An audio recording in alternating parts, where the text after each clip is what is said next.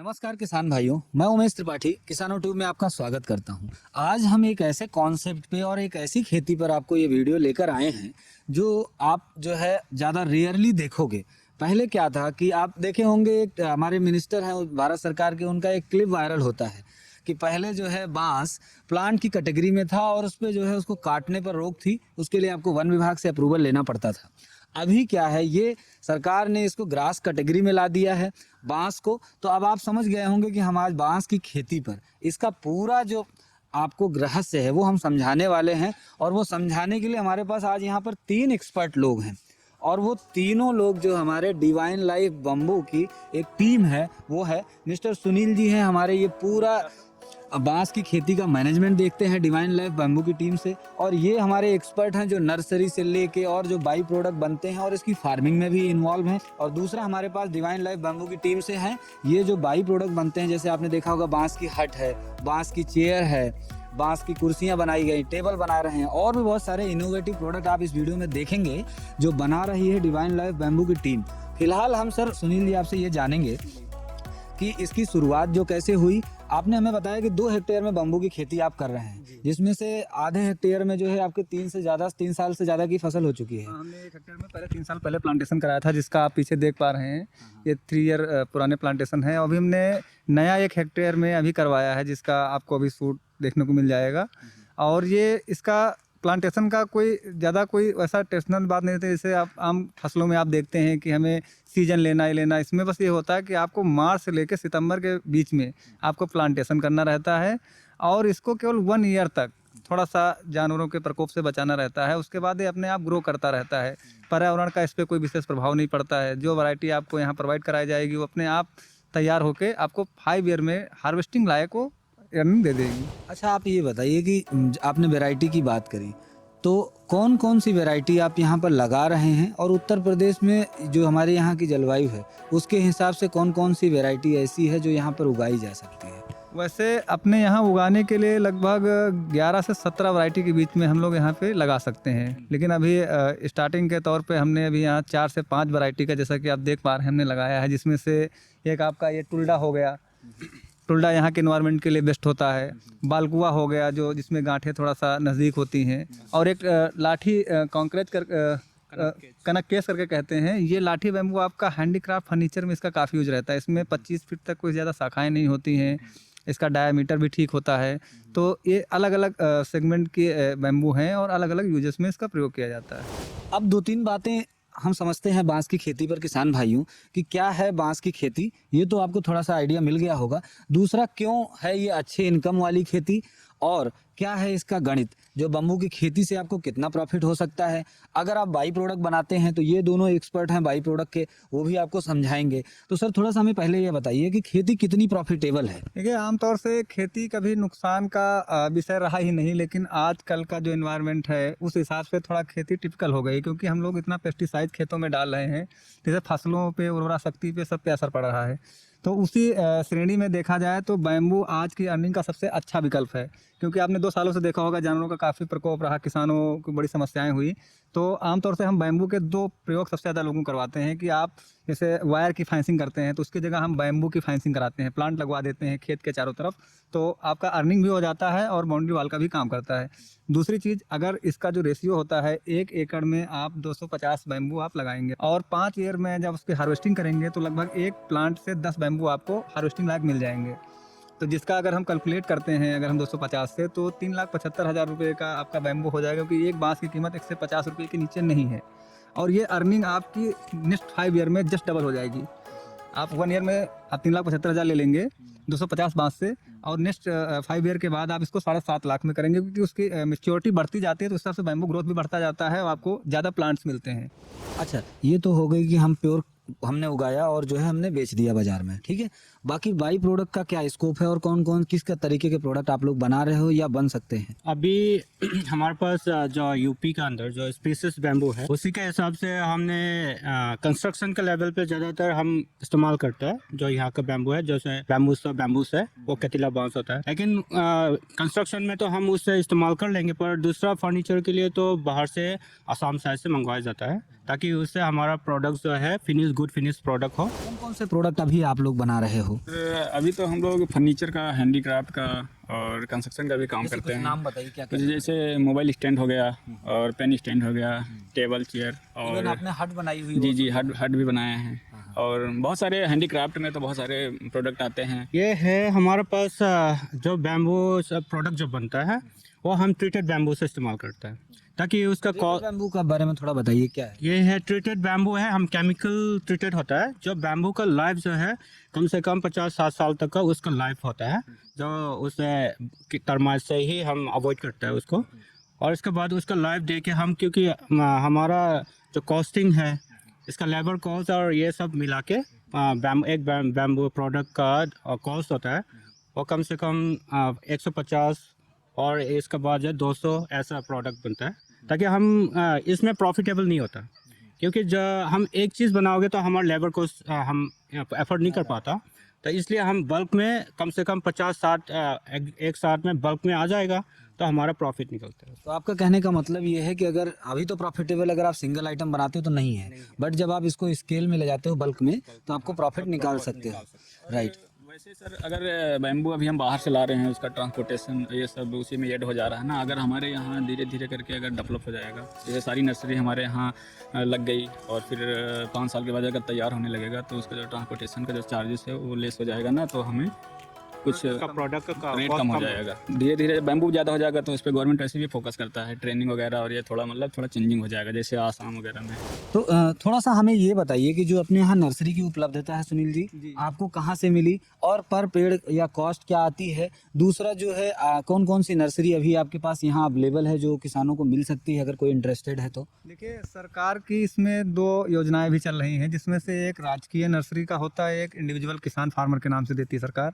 तो जो किसानों के नाम से जो नर्सरी सरकार की तरफ से मुहैया कराई जाती है उसमें वो 50% सब्सिडी देती है। और ये मिनी नर्सरी में आता है, इसमें आपका 10 लाख के आसपास उन्होंने अमाउंट रखा है, जिसमें से 50% आपका रहेगा, 50% हमारा आपका नेशनल बैम्बू मिशन देगा।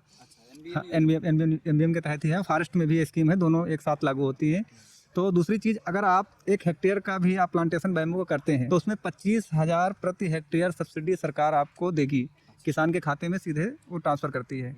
दूसरी चीज़, हमने जो अपने यहाँ स्मॉल नर्सरी कर रखी है तो उसमें से लगभग 11 वैरायटीज में उपलब्ध है, जो अभी चल के आपको दिखाएंगे। तो उन 11 वैरायटियों का स्कोप क्या होता है कि यहाँ के एनवायरनमेंट के लिए बेस्ट है और जल्दी डेवलप होने वाली होती है। कौन सी हैं 2 4 5 वैरायटियाँ बताइए? जैसे इसमें आपका, जैसे हमने बताया, बालकुआ हो गया, टुल्डा हो गया, कनक का जंजंडिस हो गया, ऐसे बल्गैरिस हो गया, ये यहाँ की अच्छी वैरायटी हैं जो यहाँ से अच्छे से ग्रोथ करती हैं। दूसरी चीज़, आपने एनबीएम की बात करी जो सरकार हेल्प दे रही है, तो 25,000 रुपये तो सरकार ने दे दिया। 1 एकड़ में अगर बम्बू प्लांटेशन होना है, ठीक है, तो कितनी कॉस्ट आ जाती होगी? देखिए, आपका एक प्लांट की कीमत अगर हम किसी भी इंडिविजुअल नर्सरी से लेते हैं तो 35 से 40 रुपए के बीच एक प्लांट की कॉस्ट आती है, और 1 एकड़ में आपका 250 प्लांट लगता है और प्रति हेक्टेयर दे रहे हैं, तो लगभग वही आप मान के चलिए 650 प्लांट के आसपास लग जाता है। तो ये आपको केवल एक सपोर्ट के तौर पर सरकार आपको 25,000 रुपये प्रति हेक्टेयर दे रही है। बाकी इंडिविजुअल करने के लिए हम करने लगे तो हमारा कोई सपोर्ट कर देता तो और अच्छा हो जाता, उसको अच्छे से मेंटेन कर सकते हैं। तो उसको एक लाभ की तरह ना जोड़ करके एक सपोर्ट, सहायता की तरह देख सकते हैं हम। वैसे भी आप किसान भाइयों अगर आप देखेंगे ना तो बम्बू का प्लांटेशन कितनी मीटर पे एक पेड़ लगते हैं, आपने थोड़ा इसके बारे में बताइए। जैसे एक पेड़ से दूसरे पेड़ की दूरी 3 मीटर होनी चाहिए, और अगर हम फेंसिंग कर रहे हैं तो उसको थोड़ा सा और घटा सकते हैं, 8 फीट ले सकते हैं। तो उससे होता क्या है कि हमारे 2 फायदे होते हैं, हमारा खेत भी सेफ रहता है, अगर हम कोई और अन्य फसल करना चाहें तो बीच में फसल भी कर सकते हैं, और हम इन्वायरमेंट को भी सपोर्ट करते हैं, क्योंकि हमारी जो फेंसिंग प्लांटेशन नेचुरल होगी तो प्लांट भी ग्रो करेगा और हमारा हार्वेस्टिंग भी 5 साल में होता रहेगा, तो हमें फसल के साथ बैम्बू की भी अर्निंग होती रहेगी। अच्छा, तो एक कहने का मतलब ये है दोस्त किसान भाइयों कि अगर आपको बम्बू फार्मिंग कर रहे हो तो बीच में आप फसलें भी उगा सकते हो, सह फसल ले सकते हो, जब तक वो करीब मेरे ख्याल से इतना बड़ा भी प्लांट हो जाए, 3 साल का जो मेरे पीछे दिख रहा है, तब भी आप इसके बीच में फसलें उगा सकते हो। कोई और बागवानी तो नहीं कर सकते मेरे ख्याल से? देखिए, आपको 3 ईयर तक इसमें आप कोई भी मीडियम इंटरक्रॉपिंग कर सकते हैं। 3 ईयर के बाद दरअसल इसका दायरा थोड़ा बढ़ने लगता है, वो बैम्बू की जैसे खासियत है, नीचे से आपका थोड़ा सा ये कोई भी चीज़ उगती नहीं है, तो ये 15 से 20 मीटर के दायरे में जैसे जैसे बड़ा होता जाता है वो एरिया ले लेता है। जब ये करीब 3 साल के बाद भी अगर आप उगाना चाहें तो अदरक और ये हल्दी वगैरह आप लगा सकते हैं, जब तक कि एकदम ज़्यादा घना नहीं हो जाता तब तक के आप लगा सकते हैं। और 3 साल तक तो आप इसमें कोई भी फसल उगा सकते हैं, क्योंकि 3 साल में एकदम सड़ता नहीं है। तो मिट्टी कैसे तैयार करें इसकी खेती के लिए, और प्लांटेशन की अगर कोई टेक्निक है तो उसके बारे में हमें बताइए। इसका सर नर्सरी जैसे हम यहाँ से प्रोवाइड किए, फिर तो किसान को करीब 15 दिन या 1 महीना पहले बोल देते हैं कि वो गड्ढा कर दे, 15 बाई 15 का मेजरमेंट करके गड्ढा करवा देते हैं। तो उसका कुछ कहते नहीं है कि ये जुताई करके छोड़ देते हैं ना, तो उर्वरक हो जाती है ना ज़मीन में, इसीलिए गड्ढा करवाते हैं। फिर जब नर्सरी हम ले जाते हैं, नर्सरी जब लगाते वक्त उसमें गोबर की खाद मिला के और फिर लगा देते हैं। और फिर जब तक कि वो थोड़ा बड़ा नहीं हो जाता तब तक के तो सिंचाई करना ही पड़ता है। और मिट्टी की बात है तो अगर दोमट मिट्टी रहे तो ज़्यादा बेहतरीन रहता है, और जैसे कहीं ज़्यादा बलुई है तो चलेगा उसमें भी, बट दोमट मिट्टी इसके लिए सबसे परफेक्ट होगी।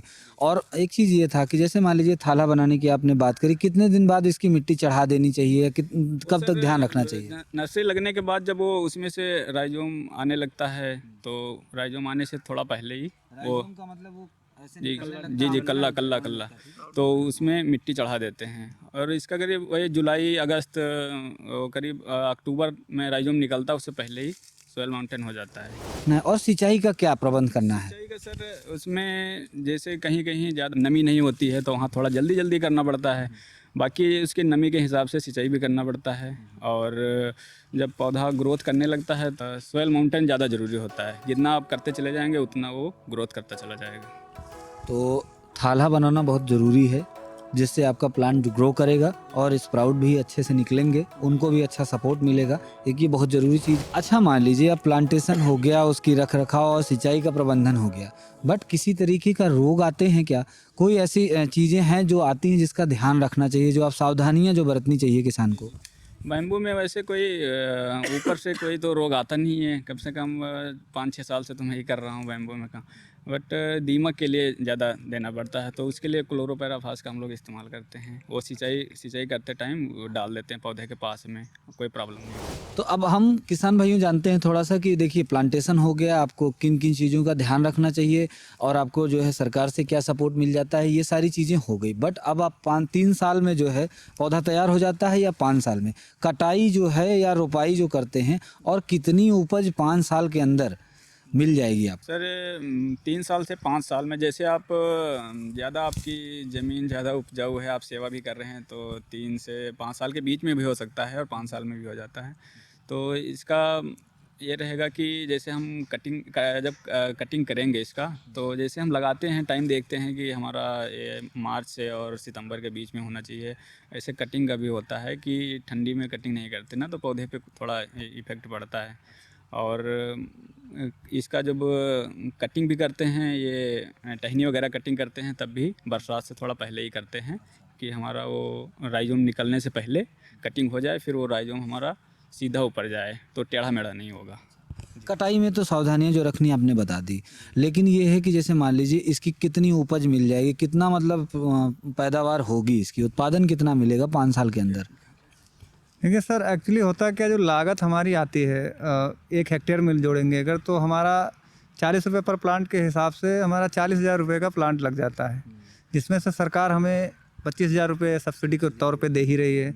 तो हमारा जो आवर कंट्रीब्यूशन है वो 15,000 रुपये अपने पास से लगाना रहता है, लेबर और चीज़ों में। हाँ, वो अलग से लगाना रहता है, क्योंकि वो तो हो ही जाता है, क्योंकि जो हमने बताया, जैसे पहले ही बताया कि एक सपोर्ट आपको मिलता है, बाकी तो करना हम ही लोगों को रहता है। दूसरी चीज़, इसका हार्वेस्टिंग करना चाहेंगे तो 5 साल में जैसे आप हार्वेस्टिंग करते हैं, तो अगर लागत ही देख लें तो हम अगर पक्के 2.5 बीघा का ही ले लें 250 प्लांट का, तो इसका जो है कल्टीवेशन हार्वेस्टिंग करने के बाद हमारा लगभग 3,75,000 रुपये हमें अर्निंग होता है। पर प्लांट से 10 बैम्बू हमें मिलते हैं मैच्योर, और यही आपके प्रति वर्ष डबल होते चले जाते हैं। मान लिया आपने 5 साल बाद 3,75,000 का बैम्बू आपने सेल आउट किया, और नेक्स्ट ईयर में फिर उसके आपका एक प्लांट से 20 बैम्बू मिलेंगे, पहले 10 मिले थे 20 मिलेंगे, तो जस्ट आपका 7.5 लाख हो जाएगा। इसी तरह आपके मैच्योरिटी बढ़ती जाएगी, बैम्बू के प्लांटेशन की ग्रोथ बढ़ती जाएगी, नंबर ऑफ काउंट बढ़ जाएगा। और ये कितने साल तक हमको ऐसे क्रॉप मतलब उत्पादन मिलेगा? ये आपका 25 से 30 साल तक तो अच्छी ग्रो करता है, उसके बाद हम लोग नया प्लांट लगा देते हैं।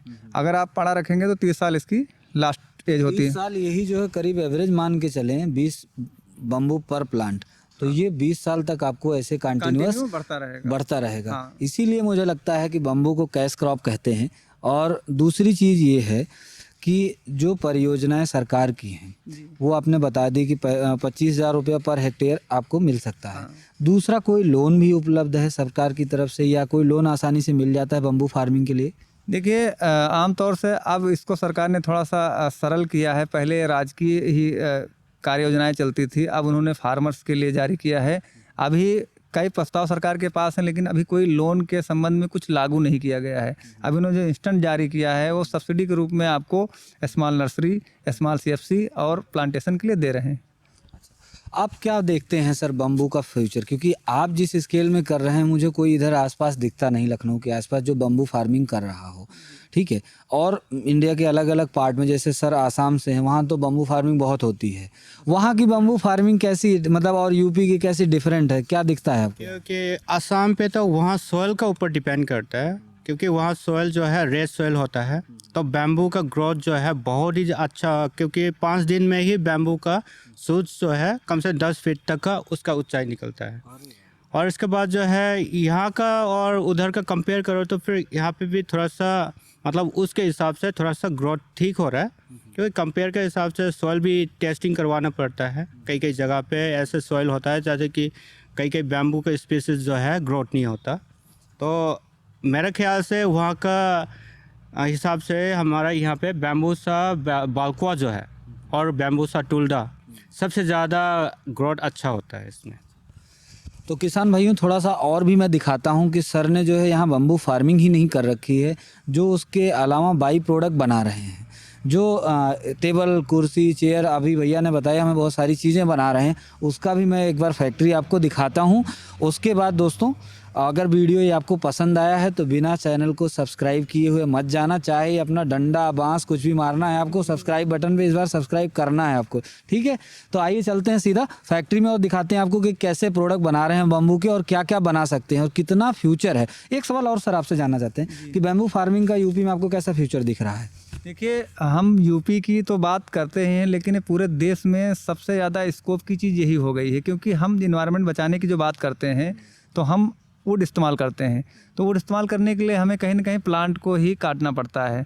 तो इन्वायरमेंट के साथ ये उसका अल्टरनेट निकल के आया है विकल्प, जो कि बहुत कारगर है। हम स्ट्रक्चर में इसका यूज़ कर सकते हैं, फर्नीचर में यूज़ कर सकते हैं, आप हर जगह इसका उपयोग पाएंगे। और सबसे बड़ी बात ये हो गई कि इसको ट्रांसप्रेशन के लिए कोई दिक्कत नहीं है, ये ग्रास में आ गया है, कोई परमिशन की आवश्यकता नहीं है। आप लगाइए, इस्तेमाल करिए, काटिए, बेचिए, हर तरफ से ईजिली हो गया है। किसान के लिए एक फसल है, ये फसल के रूप में ले लिया गया। इससे इसका ग्रोथ बहुत तेज़ी से बढ़ा है। लोग अब इको फ्रेंडली चीज़ें पसंद भी कर रहे हैं, प्लास्टिक को रिमूव कर रहे हैं, प्लास्टिक का ये विकल्प भी है।